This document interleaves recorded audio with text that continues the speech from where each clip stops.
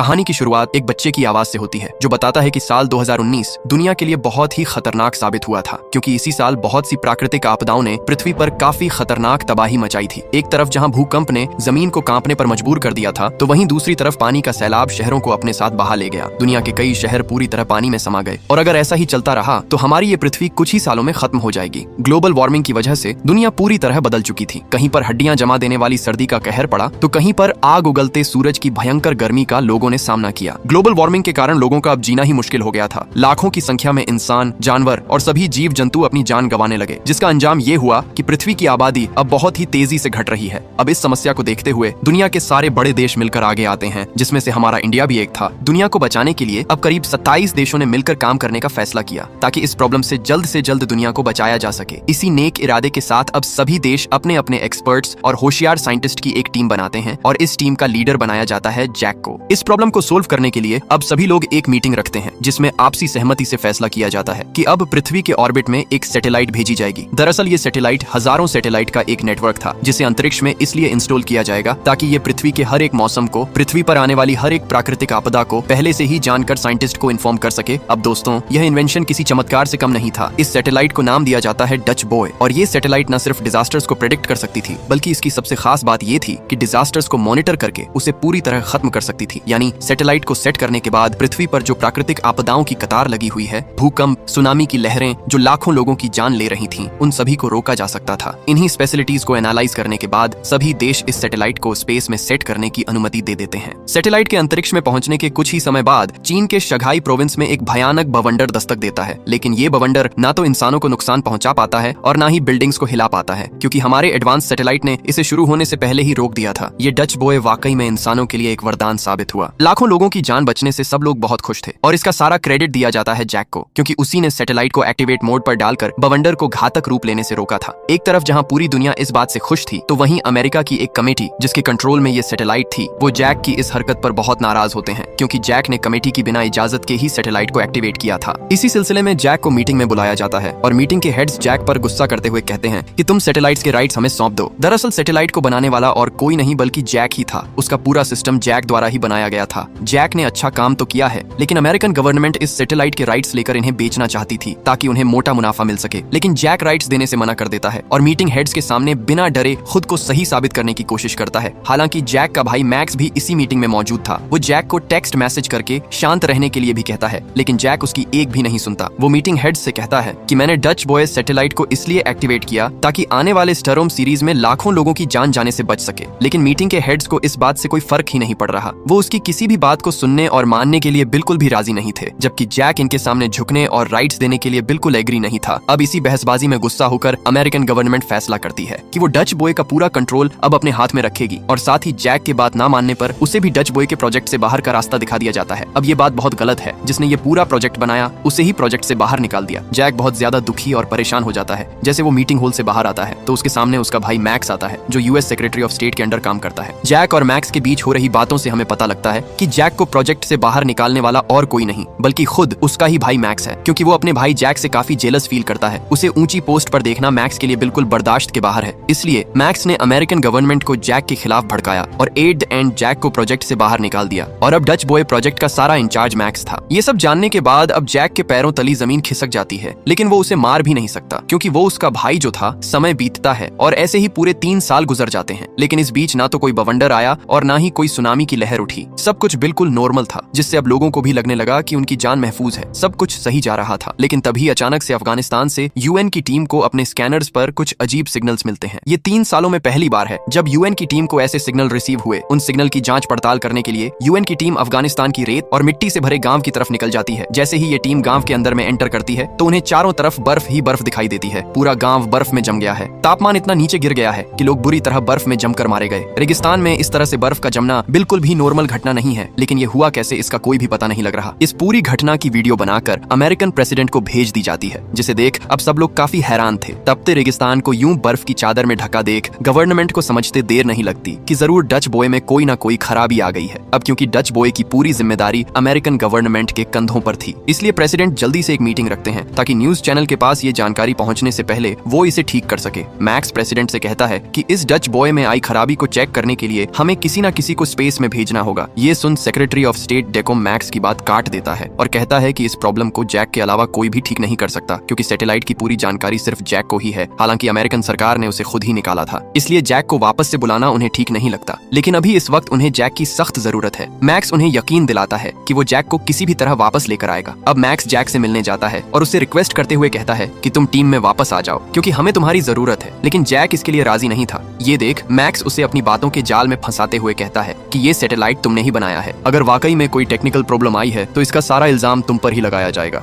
Max की बात सुन Jack भी अब सोच में पड़ जाता है और अपनी इमेज को खराब होने से बचाने के लिए उसे टीम में शामिल होना पड़ता है। दरअसल जैक ने जिस सैटेलाइट को क्रिएट किया था वो बहुत ही बड़ी सैटेलाइट थी। ये सैटेलाइट्स का एक पूरा नेटवर्क था जिसके अंदर बहुत सारी छोटी छोटी सैटेलाइट्स मौजूद थी और ये सारी सैटेलाइट अलग अलग देशों के लिए काम करती हैं। जैक के वापस आने से पहले अमेरिकन गवर्नमेंट एक इंडियन इंजीनियर जिसका नाम हबीब था उसे सैटेलाइट की जांच करने के लिए भेज देती है। हबीब जल्दी जल्दी प्रॉब्लम का पता लगाने के लिए सैटेलाइट का डाटा इकट्ठा करना शुरू कर देता है और इस पूरे डाटा को एक हार्ड ड्राइव में महफूज रख के एक सेफ जगह पर रख देता है। लेकिन जैसे ही वो सैटेलाइट के एक मॉड्यूल से गुजरता है, दरवाजे अपने आप बंद होना शुरू हो जाते हैं। गिलास से बने दरवाजे लाइन बाय लाइन खुलने लगते हैं और एनर्जी फोर्स ज्यादा होने की वजह से हबीब अंतरिक्ष से बाहर चला जाता है और उसकी बेरहमी से मौत हो जाती है। अब इस घटना को देख के ऐसा लगता है कि मानो ये कोई इत्तेफाक या कोई खराबी नहीं थी, बल्कि एक सोची समझी साजिश है। वहीं दूसरी तरफ हमें हांगकांग का नजारा दिखाया जाता है जहां गर्मी इस कदर बढ़ गई थी कि लोगों का जीना मुश्किल हो गया था। इस बीच हम लोंग नाम के एक शख्स को देखते हैं जो कि फ्रिज से कुछ सामान निकालता है, लेकिन वो देखता है कि उसकी बिल्ली बार बार जबरदस्ती फ्रिज के अंदर जाने की कोशिश कर रही है, जो कि थोड़ा अजीब है। और जैसे ही वो मार्केट से खरीदारी करने के बाद बाहर आता है तो उसके हाथ से अंडे जमीन पर गिर जाते हैं और भयंकर गर्मी के कारण ये अंडे तुरंत ऑमलेट में तब्दील होने लगते हैं। ये देख लोंग बिल्कुल हैरान है और तभी उसे धरती हिलती हुई महसूस होती है। इससे पहले कि वो कुछ सोच पाता है कि इतने में जमीन से आग की बड़ी बड़ी लपटें ऊपर उठने लगती है। टेम्परेचर एकदम से 100 के पार हो जाता है और अब लोंग जल्दी से अपनी गाड़ी में बैठकर यहाँ से भाग निकलता है और रास्ते में हम देखते हैं कि कई लोग अपनी जान गंवा चुके हैं। धरती फट रही है और बड़ी बड़ी बिल्डिंग्स तबाह हो चुकी हैं। लेकिन लोंग जैसे ही कुछ किलोमीटर आगे जाता है तो अब टेम्परेचर बिल्कुल नॉर्मल था, यानी कि शहर का एक हिस्सा भयंकर गर्म हो चुका है तो वहीं दूसरा हिस्सा बिल्कुल नॉर्मल था। अब यहाँ से सीन शिफ्ट होता है जैक पर, जो कि अपनी बेटी से मिलता है और उसे वापस आने का वादा कर वो रॉकेट में सवार होकर डच बॉय को चेक करने के लिए रवाना हो जाता है। कुछ देर का सफर तय करने के बाद जब जैक स्पेस स्टेशन में पहुंचता है तो उसकी वहां पर मुलाकात होती है कमांडर से, जो कि डच बॉय में एक चीफ साइंटिस्ट थी। कमांडर जैक को अपनी टीम से मिलवाती है, जहां टीम को भी हांगकांग में हुए ब्लास्ट की खबर मिल गई थी। टीम का कहना था कि ये सब गैस पाइप के फटने की वजह से हुआ है, लेकिन जैक उनकी इस बात पर राजी नहीं होता। वो कहता है कि जो रीजन अफगानिस्तान में सर्दी पड़ने के पीछे छुपा हुआ था उसी का हाथ अब हांगकांग की गर्मी के पीछे है। इस कशमकश के बीच हम पृथ्वी पर मैक्स को उसकी गर्लफ्रेंड सारा के साथ देखते हैं। ये प्रेसिडेंट की सीक्रेट सर्विस का हिस्सा भी थी। अभी ये दोनों कुछ हसीन लम्हे गुजार ही रहे थे कि तभी लोंग मैक्स को कॉल कर उसे इन्फॉर्म करते हुए कहता है कि जो हादसा अभी हांगकांग में हुआ उसकी वजह गैस पाइप नहीं थे। लोंग का शक था कि इसके पीछे डच बॉय में आई खराबी है, इसलिए उसने डच बॉय सिस्टम को चेक करने की जब कोशिश करी तो उसने देखा कि उसका अकाउंट ही ब्लॉक हो चुका है। अब ये सुन जब मैक्स खुद का सिस्टम चेक करता है तो उसके पास भी अब एक्सेस नहीं होता। लोंग और मैक्स के बाद अब धीरे धीरे सभी अधिकारियों का एक्सेस डिनाई होने लगता है। ये देख लोंग को लगने लगता है कि शायद सरकार का कोई आदमी सिस्टम डिफेक्ट को छुपाने के लिए ऐसा कर रहा है। ये काफी खतरनाक चीज है जो कि आगे चलकर एक जियोस्टॉर्म को ट्रिगर कर सकती है और अगर एक बार जियोस्टॉर्म आ गया तो फिर इंसानों का सर्वनाश निश्चित है। इस सीरियस प्रॉब्लम को देखते हुए मैक्स लोंग को तसल्ली देते हुए कहता है कि मैं इस पूरी सिचुएशन को अच्छे से स्टडी करूंगा। फोन कट करने के बाद सारा मैक्स के पास आती है और उसे बताती है कि गवर्नमेंट ने तुरंत एक मीटिंग बुलाई है और इससे ब्रीफिंग का फैसला किया है, लेकिन इतनी जल्दीबाजी में क्यों? यही बात मैक्स को समझ नहीं आती। इधर हम लोंग को देखते हैं जो अब भी ऑफिस में बैठा सिस्टम को लॉग इन करने की कोशिश में लगा हुआ है, लेकिन अचानक से पूरे ऑफिस की लाइट गुल हो जाती है और कुछ लोग टॉर्च लेकर ऑफिस में दाखिल होते हैं। इन्हें देख लोंग जल्दी से खुद एक सेफ प्लेस में छुप जाता है और खामोशी से अपना सारा डाटा चोरी होते हुए देखता है। यहीं पर हैकर्स के बीच हो रही बात से लोंग को पता चलता है कि ये वही हैकर्स हैं जिन्होंने डच बॉय को अपने कंट्रोल में ले लिया है। दूसरी तरफ हम डेकम को देखते हैं जो जैक को इन्फॉर्म करते हुए कहता है कि सैटेलाइट में कुछ तो गड़बड़ आ गई है, जिसके चलते हमारा एक इंजीनियर भी मारा गया है। इसलिए अब डेकम जैक को इस प्रॉब्लम के बारे में जानकारी जुटाने की जिम्मेदारी देता है। इसके साथ ही जैक को हांगकांग और अफगानिस्तान के बदलते मौसम की वजह भी जाननी थी। ऑर्डर मिलते ही जैक अपना काम शुरू कर देता है और पूरी टीम के साथ मिलकर डच बॉय में लगी अलग अलग देशों के सैटेलाइट की जांच करना शुरू कर देता है ताकि ये जान सके कि आखिर कौन सी सैटेलाइट में खराबी आई है। लेकिन उसे किसी भी सैटेलाइट में खराबी नजर नहीं आती तो अब वो मेन सैटेलाइट को जांच करने का फैसला करता है। चेक करने पर खुलासा होता है कि डच बॉय सिस्टम को इस तरह से प्रोग्राम किया गया है जिससे अफगानिस्तान में बेतहाशा सर्दी पड़े तो वहीं हांगकांग में भीषण गर्मी। लेकिन ये सब प्रोग्राम किसने सेट किया और इसके पीछे उसका क्या मकसद था, यही बात जैक के समझ में नहीं आ रही है। इधर हम पृथ्वी पर लोंग को देखते हैं जो कि डाटा चोरी होने के बाद सीधा जैक के भाई मैक्स को फोन मिलाता है और इस सीक्रेट कॉलिंग में मैक्स से कहता है कि मेरे पास एक बहुत ही जरूरी इन्फॉर्मेशन है जिसे मैं सिर्फ मिलकर ही बता पाऊंगा, इसलिए तुम मुझे अभी न्यूयॉर्क में मिलो। लोंग की घबराहट को देख मैक्स भी लोंग से मिलने सारा के साथ न्यूयॉर्क की तरफ रवाना रवाना हो जाता है। कुछ ही देर में जैसे ये दोनों लॉन्ग के पास पहुंचते हैं तो तभी एक आदमी लॉन्ग को जोरदार धक्का मारकर कार के सामने फेंक देता है और इस एक्सीडेंट में अब लॉन्ग की हालत बहुत ही ज्यादा नाजुक हो जाती है। ये देख यहाँ पर मौजूद सब लोग दंग रह जाते हैं और मैक्स जल्दी से भागकर उसके पास जाता है, लेकिन लॉन्ग अब बचने की हालत में नहीं है। वो अपनी आखिरी सांसें गिन रहा है और मरते वक्त लॉन्ग मैक्स को हैकर का नाम बताने की भी कोशिश करता है, पर अफसोस की चंद सेकंड में ही उसकी मौत हो जाती है और हैकर का नाम एक राज बन के रह जाता है। इधर हम स्पेस में जैक को देखते हैं जो अपनी टीम के साथ सैटेलाइट की प्रॉब्लम को सोल्व करने में लगा हुआ है, लेकिन कोई भी सुराग उसके हाथ नहीं लगता। इसी बीच जैक को वो इंडियन इंजीनियर याद आता है जो कि जैक से पहले सैटेलाइट को ठीक करने के लिए गया था। उसे पता लगता है कि उस इंजीनियर ने सैटेलाइट के सारे डाटा को एक हार्ड ड्राइव में कॉपी किया था जो कि अब जैक के काम आ सकता है। इसलिए अब जैक उस हार्ड ड्राइव को पाने की जद्दोजहद में लग जाता है और आखिरकार वो हार्ड ड्राइव उसे मिल भी जाती है, जिसे तुरंत जैक एग्जामिन करने लगता है। और जैसे ही वो सिस्टम में उस हार्ड ड्राइव को डालता है तो एक बहुत ही बड़ा चौंका देने वाला खुलासा होता है और अब जैक पूरी तरह स्तब्ध है। दरअसल जैक को पता चलता है कि मैन डच बॉय सैटेलाइट में एक वायरस मौजूद है और ये वायरस किसी ने जानबूझकर इसके अंदर डाला हुआ है। सिर्फ यही नहीं, हैकर ने सभी के एक्सेस को भी प्रोग्राम से हटा दिया है ताकि किसी को भी कोई जानकारी ना मिल सके। ये वायरस इस तरह से डाला गया था जिससे सैटेलाइट को कमांड देकर पृथ्वी के अलग अलग हिस्सों में तापमान को बढ़ाया और घटाया जा सके, जैसा कि तब अफगानिस्तान और हांगकांग में देखने को मिला था। ये सब जानने के बाद जैक का अब सारा शक अमेरिकन प्रेसिडेंट पर होता है। उसे लगता है कि प्रेसिडेंट ने ये सब इसलिए किया है ताकि दूसरे देशों को नुकसान पहुंचाकर वो अपने देश अमेरिका को सबसे ज्यादा पावरफुल बना सके। अब इसी सिलसिले में जैक मैक्स से भी बात करता है और उसे भी डच बॉय में वायरस होने की इन्फॉर्मेशन देता है। वो प्रेसिडेंट के ऊपर शक जताते हुए कहता है कि ये सारा खेल प्रेसिडेंट की रची गई साजिश हो सकती है। प्रेसिडेंट सिर्फ उसे ही जिंदा रहने का मौका देगा जो उसके इशारों पर नाचेगा, इसलिए सिर्फ वही लोग जिंदा रहेंगे जो कि प्रेसिडेंट का हुक्म मानेंगे। अब जैक की ये बात सुन मैक्स को वैसे तो उस पर कोई यकीन नहीं होता कि प्रेसिडेंट ये सब भी कर सकते हैं, लेकिन फिर भी वो सच्चाई का पता लगाने का फैसला करता है। डच बॉय में आई खराबी का कारण हैकर्स थे जिन्होंने डच बॉय में वायरस डालकर उसे हैक कर लिया। तो अब मैक्स भी सीधे अपने एक हैकर के पास पहुंचता है। वो डच बॉय के प्रोग्राम को चेक करने के बाद उसे बताती है कि वाकई में ये सैटेलाइट हैक हो गई है और जैक ने जो भी उसे वायरस के बारे में बताया वो सब बिल्कुल सही है। किसी ने डच बॉय को एक पावरफुल और डेंजरस वेपन में तब्दील कर दिया है। अब ये डच बॉय जियोस्ट्रोम को कंट्रोल करने वाले सैटेलाइट नहीं बल्कि देशों को तबाह करने वाला वेपन बन गया है। एक आविष्कार जिसे कभी इंसानों के लिए बनाया गया था वो अब इंसानों के लिए ही सबसे बड़ा खतरा बन गया है। हैकर की ये बात सुन मैक्स के पैरों तले जमीन खिसक जाती है। ये समझते उसे देर नहीं लगती कि जरूर इस गड़बड़ी के पीछे किसी पॉलिटिकल पावर का हाथ छिपा हुआ है। इधर जैक को सैटेलाइट में एक नोटिफिकेशन मिलती है जिससे पता चलता है कि डच बॉय सैटेलाइट अब पूरी तरह से आउट ऑफ कंट्रोल हो गई है और इसके साथ जो छोटी छोटी मिसाइल्स हैं ये अब उन्हें भी कंट्रोल नहीं कर रही है, जिसका नतीजा ये होगा कि पृथ्वी पर तापमान अब बुरी तरह बदलने लगेगा जिससे पूरी पृथ्वी तबाह हो जाएगी। अब इस प्रॉब्लम को आगे बढ़ने से पहले जैक इस पर लगाम लगाने की कोशिश करता है, लेकिन अब कोई भी रास्ता नहीं बचा है। तो अब वो फैसला करता है कि डच बॉय को वायरस से मुक्त करने के लिए वो डच बॉय को ही रिसेट कर देगा, लेकिन ऐसा करने के लिए इन्हें प्रेसिडेंट के एक्सेस की जरूरत थी, यानी कि प्रेसिडेंट के बायोमेट्रिक के बिना डच बॉय में कुछ भी चेंज करना नामुमकिन था। बायोमेट्रिक यानी कि प्रेसिडेंट के 10 उंगलियों के फिंगरप्रिंट और उनके RS स्कैन से ही डच बॉय को रिसेट कर सकते हैं, लेकिन इस समय प्रेसिडेंट का बायोमेट्रिक हासिल करना बहुत मुश्किल था क्योंकि प्रेसिडेंट अभी इंटरनेशनल मीटिंग के सिलसिले में विदेश गए हुए हैं। प्रेसिडेंट के देश में न होने की वजह से जैक और मैक्स दोनों बहुत परेशान हो जाते हैं। जैक का शक अब पूरी तरह यकीन में बदल जाता है कि जरूर इस पूरी घटना के पीछे प्रेसिडेंट ही है। जैक के साथ साथ मैक्स भी इस बात को मान लेता है और वो जैक का साथ देते हुए प्रेसिडेंट की हर छोटी छोटी एक्टिविटी पर नजर रखना स्टार्ट कर देता है। इस बीच मैक्स सारा के पास जाकर उसे भी ये समझाने की कोशिश करता है कि प्रेसिडेंट इन सब में इन्वॉल्व है, लेकिन उसकी गर्लफ्रेंड सारा उस पर बिल्कुल भी यकीन नहीं करती। इसके बाद मैक्स डेकम के पास जाता है और उसे इन्फॉर्म करता है कि सैटेलाइट आउट ऑफ कंट्रोल हो गई है, दुनिया पर एक बहुत ही बड़ा खतरा मंडरा रहा है और ये सब अनजाने में नहीं बल्कि जानबूझकर किया जा रहा है। लेकिन डेकम को भी मैक्स की किसी भी बात का यकीन नहीं होता।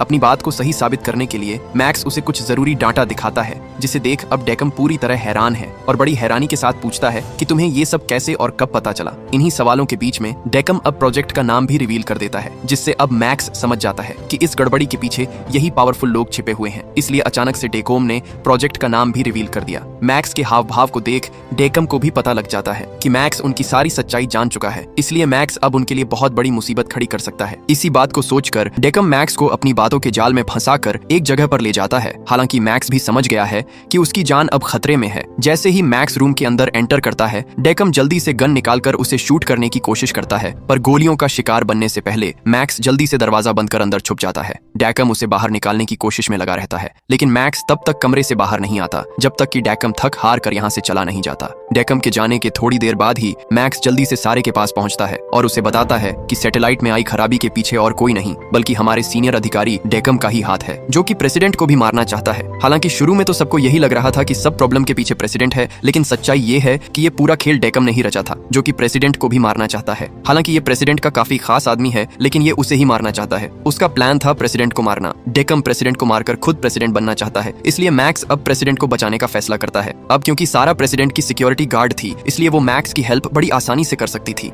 प्रेसिडेंट को बचाने के लिए सारा मैक्स की बात मानकर उस होल में आकर फायरिंग करने लगती है जहां पर प्रेसिडेंट स्पीच दे रहे थे। गोलियों की आवाज सुन पूरे होल में भगदड़ मच जाती है और इसी मौके का फायदा उठाकर सारा जल्दी से प्रेसिडेंट को यहाँ से लेकर भाग निकलती है और मैक्स को भी ये प्रेसिडेंट की कार में बिठाकर उसे भी यहाँ से ले जाने लगती है। रास्ते में मैक्स प्रेसिडेंट को पूरी बात बताता है, जिसे सुन प्रेसिडेंट भी हैरान रह जाते हैं। प्रेसिडेंट को भागता देख डेकम अपने बंदों को उनकी कार के पीछे लगा देता है। इस बीच हम देखते हैं कि मौसम भी अब तेजी से रुख बदलने लग गया है। बहुत तेज गड़गड़ाहट के साथ बिजली चमकने लगती है, जो कि इस बात का संकेत है कि एक भयानक जियोस्ट्रोम दस्तक देने वाला है। लेकिन मैक्स और सारा प्रेसिडेंट को एक सेफ जगह पे लेके जाते हैं। इधर जैक एक डच बॉय की मैन सैटेलाइट में जाता है और जल्दी जल्दी यहाँ से लोगों को बाहर निकालने में लग जाता है, क्योंकि जैक ने सैटेलाइट के फंक्शंस को ऑटो जनरेट पे लगा दिया था, जिससे अगर जियोस्ट्रोम जैसी कोई भी भयानक आपदा आती है तो सैटेलाइट ऑटोमेटिकली ब्लास्ट होकर पृथ्वी को बचा लेगा। इस बीच मैक्स को ये भी पता चल जाता है कि वायरस स्पेस स्टेशन में रहने वाले एक लड़के ने ही सैटेलाइट सिस्टम में डाला था और इस काम के बदले डेकम ने उसे मोटी रकम भी दी थी। इसलिए जैक के उस लड़के के साथ हाथापाई हो जाती है। इस फाइट की वजह से एक खास सिस्टम चकनाचूर हो जाता है और गलती से एक दरवाजे का बटन दब जाता है। दरवाजे के खुलते ही एक एनर्जी फोर्स अंदर दाखिल होती है और उस लड़के को ठीक उसी तरह स्पेस में बाहर खींच के लेके जाती है जैसे कि पहले इंजीनियर गया था, और इस वजह से ये लड़का भी अंतरिक्ष की दुनिया में ही मारा गया। इधर हम पृथ्वी का नजारा देखते हैं, जहाँ हालात बद से बदतर होते जा रहे थे। सुनामी और भूकंप ने पृथ्वी को दहला कर रख दिया था और लोग बड़ी संख्या में अपनी जान गंवा रहे थे। जब ये बात स्पेस में मौजूद कमांडर और उसकी टीम को पता चलती है तो कमांडर जैक से कहती है कि यहाँ पर बैठकर पृथ्वी को बचाना अब नामुमकिन हो गया है। हम सबको पृथ्वी पर जाकर ही हालात का जायजा लेना होगा। लेकिन जैक अच्छी तरह से जानता है कि पृथ्वी पर जाकर वो मरने के सिवा कुछ भी नहीं कर पाएंगे, तो जैक पृथ्वी पर ना जाकर सैटेलाइट को ही ठीक करने का फैसला करता है ताकि वो पृथ्वी को बचा सके। जैक अपने बाकी साथियों को पृथ्वी पर जाकर हालात को काबू करने का ऑर्डर देता है और सब लोग जैक की बात मानकर जल्दी से पृथ्वी पर जाने की तैयारी करने लगते हैं। इधर हम पृथ्वी पर डेको को देखते हैं, जो प्रेसिडेंट को मारने के लिए उसके पास ही आ गया था। पर इससे पहले कि ये कुछ कर पाता, सारा जल्दी से आकर डेकम को ही पकड़ लेती है। सारा ने डेकम के सारे आदमियों को मार दिया होता है और अब वो उस पर भी गन पॉइंट कर देती है और फिर इसके सामने आता है प्रेसिडेंट, जो कि डेकम की इस पूरी साजिश से बहुत ज्यादा दुखी और नाराज था। डेकम प्रेसिडेंट का खास आदमी था। प्रेसिडेंट डेकम से पूछता है कि आखिर तुमने ये क्यों किया। डेकम भी बिना डरे प्रेसिडेंट से कहता है कि मैंने ये सब इसीलिए किया ताकि मैं तुम्हारी जगह ले सकूं, अमेरिका का प्रेसिडेंट बन सकूं, क्योंकि तुम इस प्रेसिडेंट पद के लायक बिल्कुल भी नहीं हो। अब डेकम के ये कड़वे शब्द सुन प्रेसिडेंट का और भी खून खोल जाता है और वो अपने लोगों को ऑर्डर देता है कि इसे अभी गिरफ्तार करके यहाँ से लेके जाओ। अब जल्दी से सारा और मैक्स प्रेसिडेंट को उस जगह पर लेके जाते हैं जहाँ पर डच बॉय का सारा सिस्टम मौजूद था, जिससे सैटेलाइट को रिस्टार्ट और रिसेट दोनों किया जा सकता था। जल्दी से प्रेसिडेंट वहाँ पर पहुंचकर अपनी बायोमेट्रिक एक्सेस की मदद से सैटेलाइट को रिसेट कर देता है और इसके बाद यहाँ से चले जाता है। इस बीच खुलासा होता है कि जैक ने डच बॉय में ऐसी सुरक्षा प्रणाली डाली थी जिससे अगर वो कोई भी खतरा महसूस करे तो वो अपने आप ब्लास्ट हो जाएगा। अब ये सैटेलाइट मात्र 8 मिनट में ब्लास्ट होने वाली थी, जबकि हमारी पृथ्वी पर जियोस्ट्रोम आने में सिर्फ 4 मिनट ही बचे हुए हैं। अब पूरे डच बॉय में सिर्फ जैक और कमांडर ही बचे हुए थे। कमांडर भी जैक के साथ इसीलिए है क्योंकि वो उसे पसंद करने लग गई है। कुछ ही मिनट बाद धरती पर जियोस्ट्रोम दस्तक दे देता है और इसकी शुरुआत होती है भयानक सुनामी से। ऊंची ऊंची बिल्डिंग धराशायी होनी शुरू हो जाती है। मुंबई में विशाल बवंडर उठने लगते हैं, जबकि टोक्यो में बड़े बड़े औलों की बरसात होना शुरू हो जाती है। मास्को में एकदम से भयंकर गर्मी पड़ने लग गई है, तो वहीं दुबई, जो कि एक रेगिस्तान है, वहां पर भी पानी का सैलाब आ गया है। दुनिया की सबसे ऊंची बिल्डिंग बुर्ज खलीफा भी अब टूट गई है, जबकि डच बॉय से अटैच कई सारी सैटेलाइट्स भी अब डिस्ट्रॉय होना शुरू हो जाती है।